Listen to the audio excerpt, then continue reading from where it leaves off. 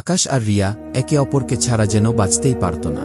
কিন্তু এখন ছোট ছোট বিষয় নিয়েও ঝগড়া হতে লাগল। রিয়া প্রায় ফোনে ব্যস্ত থাকত, যা আকাশকে কষ্ট দিত। আজ ছিল তাদের বিয়ের বার্ষিকী, কিন্তু দুজনের মধ্যে একটাও কথা হচ্ছিল না। তখন আকাশ জিজ্ঞেস করল, আজ বাড়িতে খাওয়া হবে না বাইরে যেতে হবে? রিয়া বিরক্ত হয়ে বলল, তোমার কিছু মনে আছে নাকি? বিষয়টা ধীরে ধীরে তর্কে পরিণত হল। ঠিক তখনই বেডরুমের ফোনটা বেজে উঠল। রিয়া ফোনটা ধরল। ওপাশ থেকে পুলিশ স্টেশনের একজন অফিসার বলল, এটা কি আকাশের নম্বর? রিয়া বলল, হ্যাঁ।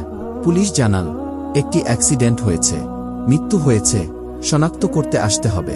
রিয়ার মাথা ঘুরে গেল। তার মনে হলো আকাশ কি তার আত্মা হয়ে দেখা করতে এসেছিল। সে ছুটে ঘরে গেল, কিন্তু আকাশ কোথাও নেই। রিয়া কান্নায় ভেঙে পড়ে বলল, ইস, যদি আর একটা সুযোগ পেতাম। ঠিক তখনই বাথরুম থেকে আকাশ বেরিয়ে এলো। সে বলল, আমার ওয়ালেটটা চুরি হয়ে গিয়েছিল। যে মারা গেছে সে ছিল চোর। রিয়া সাথে সাথেই তাকে জড়িয়ে ধরল। সম্পর্কগুলোকে সময়মতো ঠিক করে নেওয়া উচিত, কারণ জীবন সবসময় দ্বিতীয় সুযোগ দেয় না।